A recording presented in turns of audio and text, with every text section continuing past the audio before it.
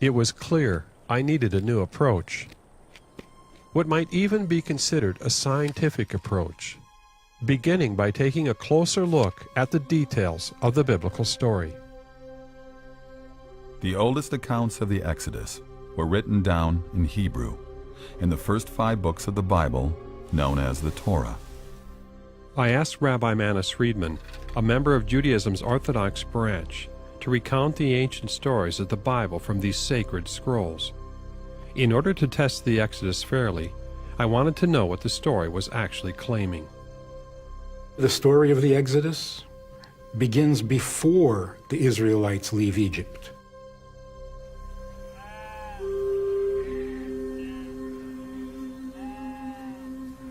It begins with Abraham, when God brings him to the land of Canaan and makes a covenant with him. And in that covenant spells out the entire Exodus. The Lord said to Abraham, "All this land you see, I will give to you and your offspring forever. Go, walk through the length and breadth of this land, for I am giving it to you." On that day, the Lord made a covenant, a formal promise to Abraham. He said, "To your descendants, I give this land."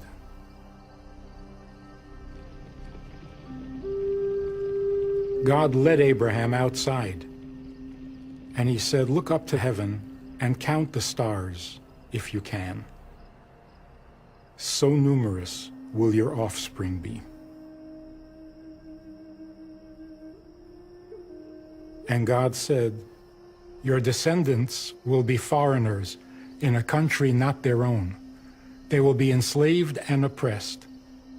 But I will judge the nation they serve as slaves, and afterward they will come out with great possessions and return here." According to the text, the events of the Exodus were not a historical accident. They were directed by the God of Abraham every step of the way. As my team and I looked more closely at this account, we could see that these biblical events formed a sequence that could guide the entire investigation. I imagined the 6 steps of the biblical sequence, the major events of the Exodus story running parallel to Egyptian history, starting with the arrival of Abraham's descendants in Egypt, their tremendous multiplication, their descent into slavery, the judgment of the nation that enslaved them, their deliverance and exodus out of Egypt, and finally in Canaan, their conquest of the promised land. If the Exodus really happened, there are elements in the story that are so big that you'd think some remnants of evidence would have been left behind, somewhere in Egypt's history. We knew science solved problems by looking for patterns of evidence, and a truly scientific approach looks for those patterns no matter where they exist. I set out to see whether a pattern matching this sequence could be found, starting with the first step, the arrival of the Israelites in Egypt. The book of Genesis tells us that the first descendant of Abraham to arrive in Egypt was his great-grandson, Joseph, the son of Jacob. Joseph's brothers had sold him as a slave to a caravan of traders who brought him down to Egypt. Then, in an amazing turn of events, he rises to become the highest official in Egypt. He saves the country from a terrible famine, enables his father Jacob and his entire family to settle in the best part of the land, a place called Goshen. My objective was to see if any specific evidence had been uncovered of the Semitic family group arriving in Egypt, as told in the Bible. So far, I had none. So far, not. We only know we have some evidence of shepherders. So far, not. I was stuck, but that was soon to change, when suddenly something was telling me to go to my library and search out a book given to me a year earlier, that I had never read.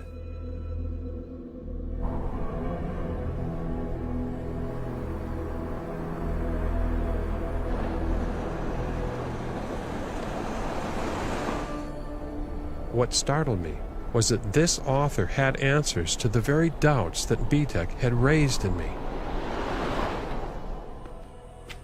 He had spent his whole life exploring the Middle East, a man familiar with the mysterious inscriptions and hieroglyphs of the pharaohs, and what they might reveal about the biblical stories.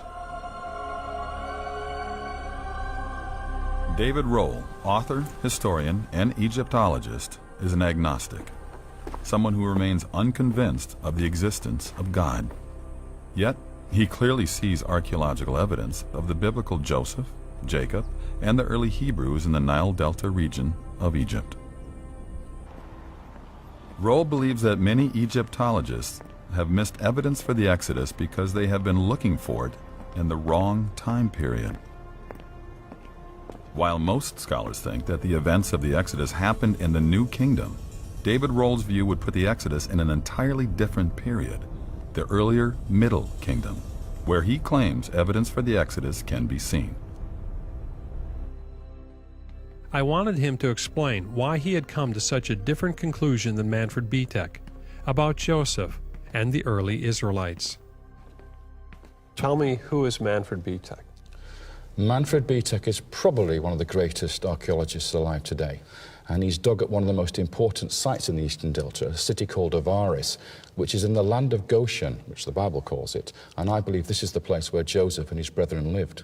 Well, I went to see Manfred Betek. Right. And that's not what he said. He said there's no evidence of this at the time of Ramesses. Exactly right. Most scholars will say if you look at the city of Ramesses, there are no Asiatics there. There are no Western Asiatics living at that particular city. But dig down a little bit deeper, and you do find a city full of Asiatics. Yeah, but the Bible says it happened at the time of Ramesses. Mm-hmm. What are you saying? I'm saying that this particular mention of the city of Ramses, the building of Ramses, is what we call an anachronism. It's something that's been added into the text later by an editor. Mm-hmm. So what the editor is basically saying is, this is the place where the Israelites built the store city, and we know it today as Ramesses. Well, in the ancient times, it was called Avaris. Okay, so the people would know the area, the region. The people of the Bible would have known where Ramesses was and where, therefore, their ancestors actually built the city. I also found that the Bible, in the book of Genesis, uses the word Ramesses hundreds of years before Pharaoh Ramesses or his city existed to describe the land where Joseph's family settled. So if the name Ramesses in Genesis does not refer to the time of Pharaoh Ramesses II, then why should the mention of Ramesses in the book of Exodus be any different? Now this Avaris is the city which lies under the biblical Ramesses. Ramesses of the New Kingdom, Avaris of the Middle Kingdom, the 13th dynasty. It lies underneath the city that's mentioned in the Bible. So when Betek digs up a huge population of Semitic-speaking peoples with Semitic culture living in the city of Avaris for several hundred years, and then, at the end of the period, these Semites all leave, depart with their belongings and abandon the city, whatever Manfred says, that to me sounds awfully like the Israelites. Well, what he told me was that there was no connection. Well, look at the evidence that you've got here. Right at the beginning, at the heart of this community, at the end of the 12th dynasty, we see a Syrian house appear. The Austrians call them Mittelsaal houses. This type of house is found in North Syria, the area where Abraham came from. It's exactly the same style of house you'd expect Jacob to build for himself in Egypt. And we know that the Israelites sought their brides from Haran in that region. They all went back to get their brides from there. So the culture that turns up in Egypt at the end of the 12th dynasty seems to have come from North Syria originally. So what is the connection with Joseph out of Avaris? well, after this house of Jacob, if we can call it that, is built, eventually it's flattened, and on top of it, an Egyptian palace is constructed, Egyptian architecture this time. However, the occupant was not Egyptian. The palace had courtyards, colonnades, audience chambers. There was even a robing room. It obviously belonged to some high official of state who was very, very important to that state. Because when somebody gets a palace like this given to them, it means they're being honored for what they've done for the state. Now, in the garden behind the palace, the archaeologists found 12 main graves with memorial chapels on top of them. You have 12 We graves. have 12 graves. And why would that be significant? Well, think about it. How many sons did Jacob have? Yeah, 12. How many tribes were there? 12 tribes. Exactly. And what's also amazing is the palace had a facade, a portico with 12 pillars. So you've got 12 sons, 12 tribes, 12 pillars, and 12 tombs. Interesting. Yeah. Is that all coincidence? Now, one of these 12 graves was very special because it was a pyramid tomb. This in itself is extraordinary because only pharaohs and queens had pyramid tombs at this time. Yet the person buried in this tomb was not a king. Even so, he was honored with a king's burial. And inside the chapel of the tomb was a statue. What we know from the statue is that this man had red hair. He had pale yellow skin, which is how Egyptians depict northerners. He had a throw stick across his shoulder, a unique symbol of office made for this Asiatic official living in the land of Goshen. And on the back of his shoulder, we see the faintest remains of paint, colored stripes from a multicolored coat. And that matches exactly with the story of Joseph in the Bible. The multicolored coat is a gift which shows that he was the favorite of the father. And it almost becomes his insignia, this coat. It's the thing we remember about him most of all. Do you know of any other statues of a Semite of this kind in Egypt? There is nothing else like this in the whole of Egyptian history. Really? Nothing at all. David Roll is not the only one to see a connection with Joseph at Avaris. Mahoney went to see Professor Charles Ayling, an Egyptologist who has also investigated the events of the Exodus and its connection to Egypt. Would it be unusual for a tomb to have a statue? No. It's unusual to have one this large. This would be probably twice the size of a normal human being. What does that tell you when the statue's larger? That it's a very important person. Now, of course, this is not a pharaoh's tomb or palace, but the man who lived there, you can identify his nationality by looking at the fragments of the statue. Three things: the hairstyle he has, which we often call the mushroom hairstyle, and then secondly, the weapon he carries over his shoulder called a throw stick, which we would associate with like an Australian boomerang, and then the coloration of the skin. The skin is yellow. All those things indicate that this would have been a Syro-Palestinian. Dr. Ayling, do you think this is Joseph? Either it is Joseph or it's somebody that has a career remarkably the same as Joseph did. It's just an incredible thing to find this at this time period.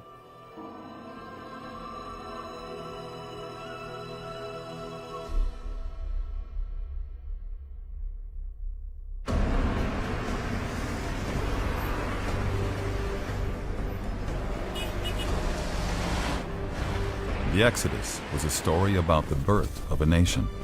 It was time for Mahoney to go to Israel. This gave him the unique opportunity to meet with Israel's president, Shimon Peres, and hear his perspective about the character of Joseph and his rise from slavery to governing Pharaoh's court. If you look at the way the story is written, God chose him for a mission. I read somewhere that Tolstoy said that this is the greatest story ever published in human literature. The story of Joseph and his brother and his going to Egypt. Joseph was the first Jewish advisor on earth. And he advised the most powerful empire in the vicinity. He conquered the heart of everybody he saw, men and women.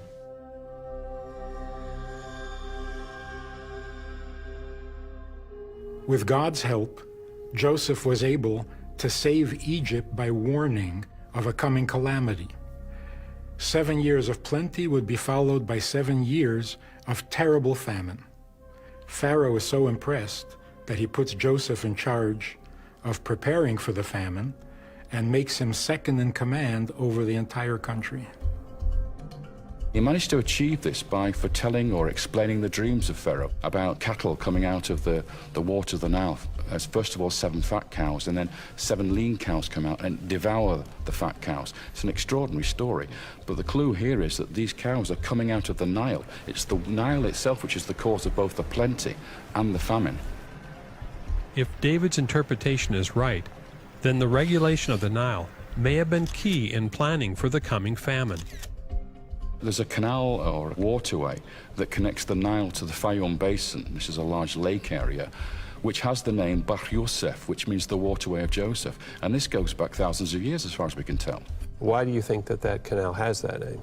Because I think he made it. I think it was under his instructions as Vizier of Egypt that that canal was cut.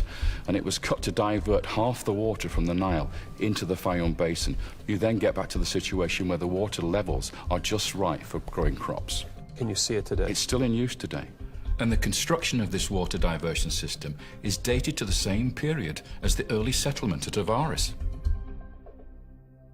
Joseph gathers up all the grain during the 7 years of plenty in Egypt. He gathered as much as the sand of the sea. And then the famine comes to the entire region, and only Egypt has bread. So everyone comes to Joseph for what they need for survival. When their money runs out, they sold their animals. When that ran out, they sold their land, and eventually they sold themselves. So Pharaoh, by the end of the 7 years, owns everything in Egypt.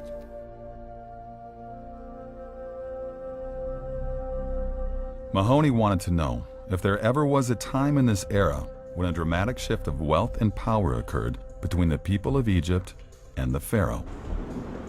He went to Pennsylvania to see an archaeologist who spent many years studying the Exodus and the conquest. His name is Dr. Bryant Wood. When we look at Egyptian history, we find something very significant happen at this exact time. Egypt was divided up into areas called nomes, kind of like districts all over the country. And the leaders of these nomes had tremendous wealth and tremendous power. We get to a point in Egyptian history when suddenly that all changes and all the wealth is concentrated with the Pharaoh. What on earth happened here? If you read the Egyptian history books, there is no explanation for it. They don't know what happened, how it happened. I mean, this was a tremendous social, economic change. Well, what do you think happened? Well, we have the answer in the Bible, and it's Joseph's famine policy, and he brings the wealth into Pharaoh, and it fits exactly with Egyptian history. David believes these events occurred during the reigns of two important Middle Kingdom pharaohs. This key time is during the co-regency between Senusret III and his son Amenemhat III. I believe this is the time of the famine, and that Amenemhat was Joseph's pharaoh. Amenemhat is depicted with worry lines. His ears are turned out so that he can listen to the concerns of the people. He's not depicted in the usual bland way that you see in all the other statues of past and future pharaohs. And I think this is an indication that in his time, Egypt was experiencing serious problems. And guess what? He builds his pyramid right next to Bahr Yosef, the waterway of Joseph.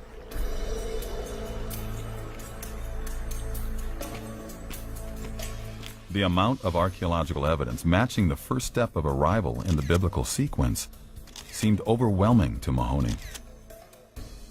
The Syrian-styled house that appeared in the delta along with a palace fit for royalty, whose occupant was a high Semitic official from the Canaan area who wore a multicolored coat. The waterway of Joseph, contemporary with the rise of Avaris. The end of influence and wealth for the regional governors as the power of Pharaoh reached new heights.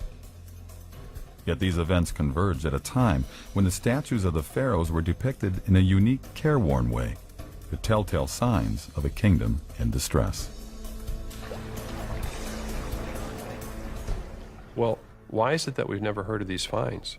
Because in the scheme that's used by scholars to date all these events, they're way too early. They're much too early to be Israelites. I'm basically saying, well, why not call a spade a spade? At the pyramid tomb of Avaris, excavations revealed one other important piece of evidence. The crucial clue for me, which says to me that this man with the multicolored coat is Joseph, is found in the story of Exodus. When Joseph is on his deathbed, he tells his brethren that when they leave, they must take his body with them to the promised land. What matches the story even more incredibly is that pyramid tomb was empty when the archaeologists found it. There was nothing in it at all apart from a few fragments of this smashed statue. There were no bones, there's no mummy beads, no coffin wood, nothing. It was cleaned out. So it was a grave robber? Not a grave robber. What grave robber is going to take the bones? Bones are intrinsically of no value whatsoever. Okay. Nobody takes the bones. Only people who are treating the body with reverence take the bones. The body was taken out, and all the grave goods were taken out. I think this is the tomb of Joseph, the pyramid tomb of Joseph, honored by Pharaoh with a colossal statue, that when Moses decided to take the people out of Egypt, he made sure he fulfilled that promise of Joseph to take the body out of the tomb and take it to Shechem and bury him in the promised land. This location, photographed in the 1800s, is where many believe Joseph's bones were finally laid to rest in the ancient town of Shechem in Canaan. The city is known today as Nablus on the West Bank, where this tomb has been at the center of much political and religious tension.